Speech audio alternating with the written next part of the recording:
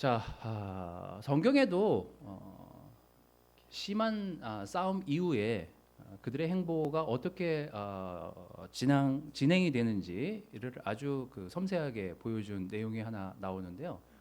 그 사람들의 인과관계 또 주변 관계, 그 사람의 그 이후의 모습들을 보면서 우리가 사회적으로 일어나는 분열뿐만 아니라 교회 내에서 또 그룹 내에서 친구들 관계에서 일어나는 갈등 사이에서 그 싸움 사이에서 우리가 어떻게 이런 것들을 건강하게 해결해 나갈 수 있을까를 배우는 게 우리가 해야 될 일 아니겠습니까? 네, 그런 일들을 좀 같이 보면서 배우도록 하겠습니다. 자, 같이 한번 읽어보도록 하겠습니다. 자, 시작. 며칠 뒤에 바울이 바나바에게 말하였다. 우리가 주님의 말씀을 전파한 여러 도시로 신도들을 다시 찾아가서 그들이 어떻게 지내고 있는지를 살펴봅시다. 그런데 바나바는 마가라는 요한도 데리고 가려고 하였다. 그러나 바울은 밤빌리아에서 자기들을 버리고 함께 일하러 가지 않은 그 사람을 데리고 가는 것을 좋게 여기지 않았다. 그래서 그들은 심하게 다툰 끝에 서로 갈라서고 말았다. 바나바는 마가를 데리고 배를 타고 키프로스로 떠났다. 자, 여기 아주 분위기가 좋았던 두 사람이 굉장히 심한 다툼 이후에 갈라지는 모습이 나옵니다. 39절에 보면 심하게 다툰 끝에라는 표현이 나오는데요. 원래 이제 그리스 원문 성경으로 보면 발광하면서 싸웠다라고 표시할 정도로 더 심한 표현인데 사실 발광하다가 제일 적절한 것 같아서 그 정도로 굉장히 흥분해서 둘이 싸운 거예요. 근데 이 두 분이 사실은 이 정도로 싸울 정도의 관계가 아니거든요. 너무나 잘 알다시피 사울이 바울이라는 이름으로 바꾸고 그가 그 주변에 있는 사도들에게 인정을 받지 못할 때 이 사람을 포용해주고 도와주고 적극적으로 사도들한테 안내해준 사람이 바로 바나바입니다. 그래서 이 둘은 사실 중마고 같은 나이 들어서 만나긴 했지만 정말 어렸을 때부터 진짜 찐친으로 지냈을 정도의 모습으로 보여질 정도의 관계였어요. 그리고 여러분들이 지금 이 내용 이전에 내용을 좀 나중에 여러분들이 보시면 이 두 분이 얼마나 많은 활동을 같이 했는지 또 이단과 많은 교리 논쟁에서 이 두 사람이 협업해서 그 교리들을 정상적으로 돌려놓는데 일조한 사람들이기 때문에 이 둘 관계는 뗄래야 뗄 수 없는 관계입니다. 근데 어쩌다 이렇게 싸우고 헤어지게 됐을까? 우리 캠퍼스 여러분, 팀 여러분, 우리 교회 와서 싸워본 적 있어요? 없어요? 부모님들이 말려서 안 싸우나? 교회에서? 여러분은 어떻습니까? 교회 안에서 싸워본 적 있어요? 다퉈본 적 있어요? 저도 있어요. 저도 있고 화해도 하고 뭐 잘 풀긴 했지만 자 이제 그럴 때가 이제 위기거든요. 위기. 나 쟤 싫어서 정말 여러분들도 이제 곧 겪을 거예요. 자, 해결이 어려운 싸움에 대한 이야기들을 좀 제가 해보도록 하겠습니다.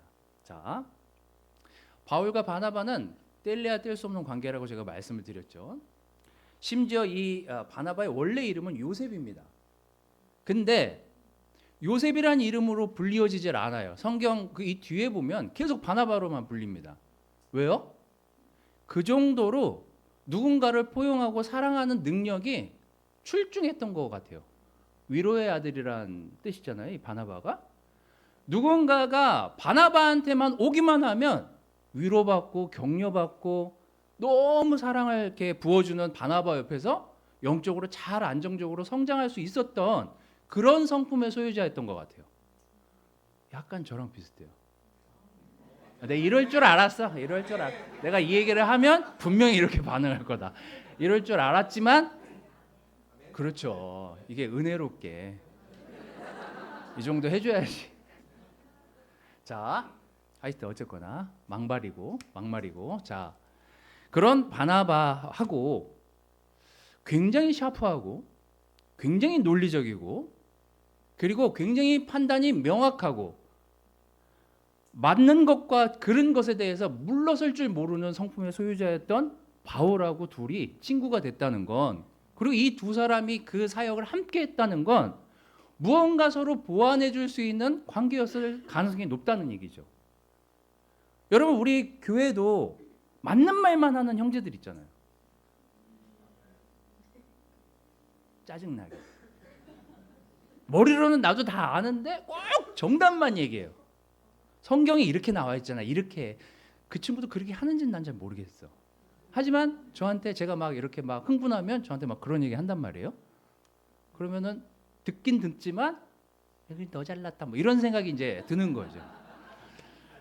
또 어떤 사람은 분명히 누군가를 디사이플링하고 도와줘야 되는데 계속 볼이 들어왔네요.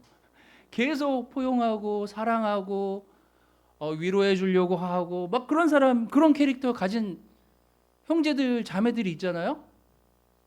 누구예요 그런 형제들? 누구예요 그런 자매들이? 우리 교회 이 바나바 같은 형제가 누구예요?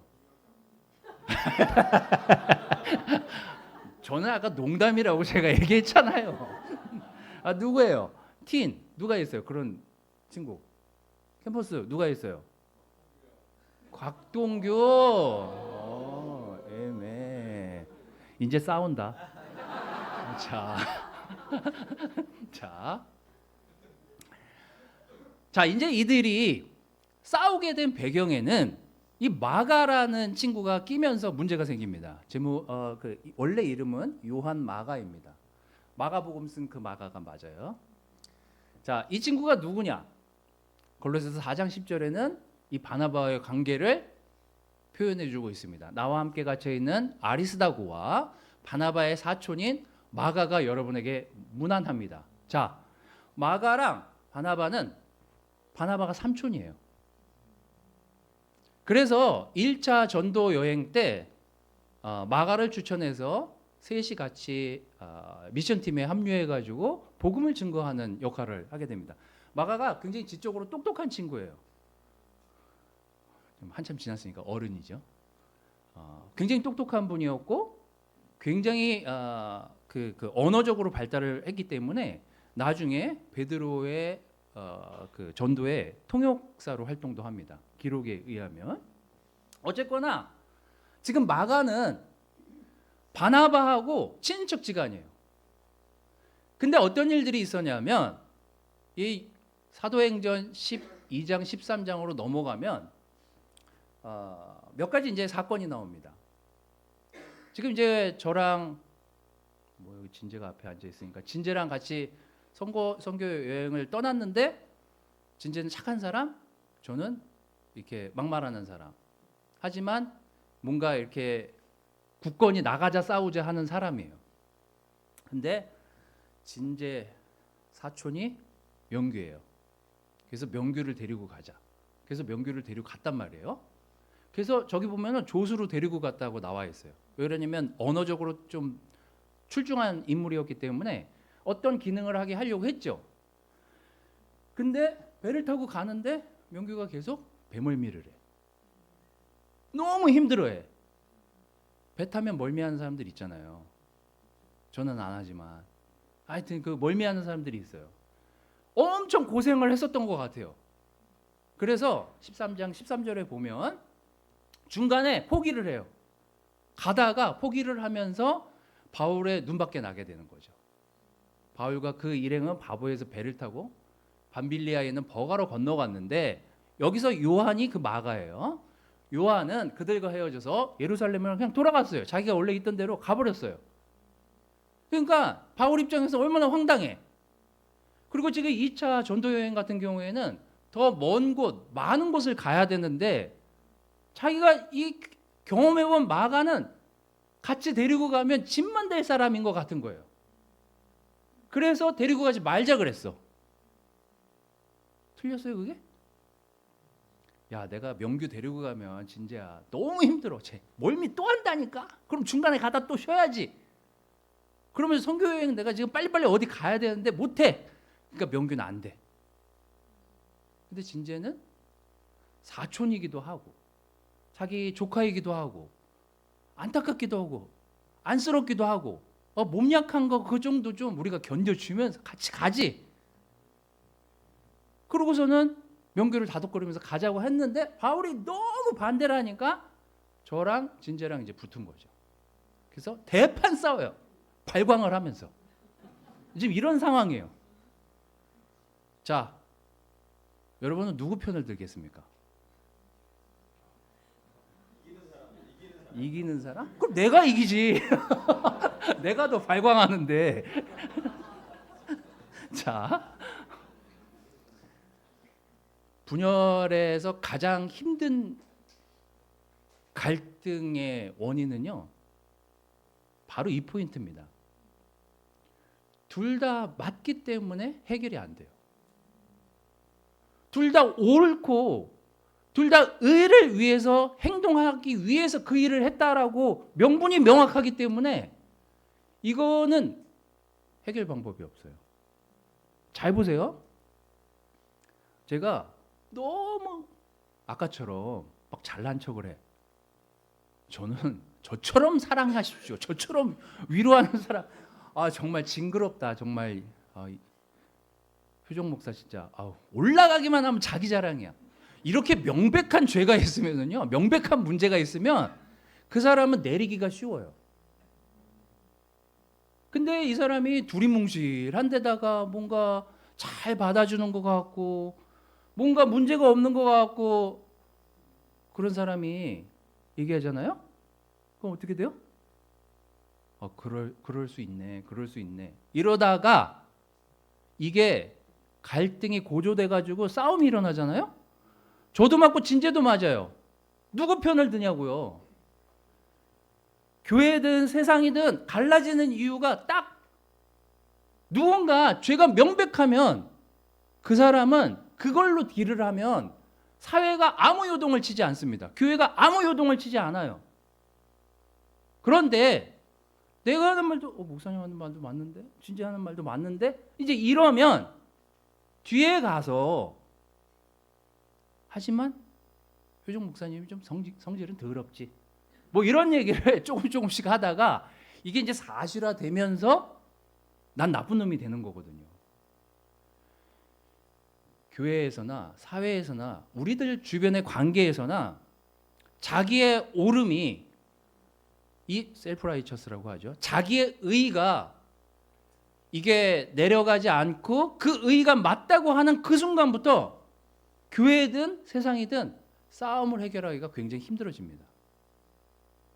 교회가 다른 일로 갈라지는 게 아니에요. 다 옳아요. 근데 그런 자기 의가 교회를 망가뜨리고 관계를 망가뜨린다고요. 우리가 굉장히 조심해야 될 지점이에요. 여러분, 예수님이 누구와 가장 많은 논쟁과 싸움을 벌이셨는지 아시죠? 아픈 사람, 병든 사람, 이런 사람하고 싸운 적이 없어요. 예수님은 가난한 사람하고 싸운 적이 없다니까요. 누구랑 싸워요? 성경을 가장 많이 알고 가장 논리적으로 대응하는 그 사람들이랑 예수님이 가장 많은 논쟁을 해요. 그리고 답도 없는 얘기들을 하잖아요. 계속. 그래서 우리가 해야 될 일은 이런 것은 굉장히 교회든 세상이든 해결이 어렵습니다. 하지만 우린 교회에 나와 있고, 전화 받으세요.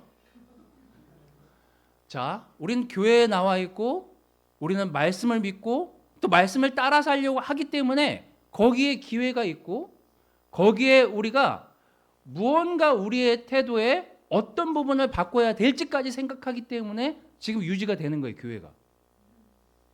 자, 굉장히 중요한 순간이었습니다. 바울과 바나바가 이 다툼을 하기 시작한 데에는 2차 전도 여행을 떠났어야 했기 때문에 그 조직 문제로 싸움이 일어난 거예요. 바울은 누굴 데리고 가요? 신라를 데리고 갑니다. 그리고 2차 전도 여행을 해요. 망했을까요? 바나바가 이렇게 싸우고 가니 너는 참 망해봐라. 뭐 그 순간 그랬을 수도 있겠지만 망했을까요? 신라는요, 바울과 굉장히 비슷한 사람입니다. 신라는 로마 시민권자였어요. 그래서 바울하고 너무 죽이 잘 맞습니다. 이 이후에 전도 여행 그 코스를 보시면 아시겠지만 가장 멀리 가장 많은 교회를 가장 많은 선교 지역을 이 신라랑 다녀요. 다니면서 승승장구합니다. 가면서 신라랑 같은 로마 시민권자니까 어디든지 통과가 됐어요. 마가를 안 데리고 갔는데 잘 된 거예요? 잘못된 거예요? 오히려 잘 됐다니까요? 가가지고 승승장구하면서 여기도 복음의 깃발을 꽂고 저기도 복음의 깃발을 꽂고 신라 우리 둘 다 시민권자 오케이 어느 지역을 가든지 땡큐. 그래서 더 빨리 더 많은 곳에 선교를 해요. 그걸 욕할 사람이 누가 있습니까? 바나바는 그 바나바가 원래 구브로 사람인데 나중에 구브로로 돌아와서 거기서 이분도 선교 여행을 떠났다가 성경엔 잘 나오지 않습니다. 이 바나바에 대해서는 바나바 이 이후의 행적들이 성경에 많이 나오진 않아요. 나오지 않은 한 구절 정도 나옵니다. 어쨌거나 이분이 있었던 그 바나바의 구브로에 있는 그 수도원에서 그 어떤 분이 쓴 책에 발견된 내용으로는 자신의 마지막에 자신의 고향에서 선교 사역을 하다가 유대인한테 핍박받아서 죽었다라고 기록되어 있습니다. 어쨌거나 바나바가 잘못된 인생을 살았냐고요. 바나바도 결국은 바울과는 다르게 다른 지역을 선교하고 자기 고향으로 돌아와서 핍박받다 죽습니다. 전승에 의하면 바울하고 바나바는 아주 비슷한 시기에 죽었다라고 하더라고요. 어쨌거나 둘 다 각기 길은 다르고 싸움은 일어났었지만 그 뒤로 어떻게 됐는지에 대한 행적을 보면 우리가 이 두 사람의 삶을 욕하기는 매우 어렵습니다. 그럼 마가는 어떻게 됐을까요? 마가는 기록이 많습니다. 마가는 일단 제가 아까 말씀드렸잖아요. 마가복음을 쓰잖아요. 그리고 바울하고 갈라지게 되면서 바나바가 이 마가를 누구한테 소개시켜 주냐면 베드로를 소개시켜 줘요. 그래서 이 베드로가 나중에 이 그 베드로서에 보면은 나의 충실한 종 마가와 함께 하는 것을 내가 기쁘게 여기노라. 내 아들만큼 기쁘게 여기노라. 이럴 정도로 마가를 10분 활용해 가지고 복음 사역에 큰 틀을 마련하는데 기초를 세워요. 그럼 마가는 여기서 진짜 바울 진짜 저런 성질 더러운 사람이랑 내가 1차 여행을 떠났다니 이러고 끝난 게 아니라니까요.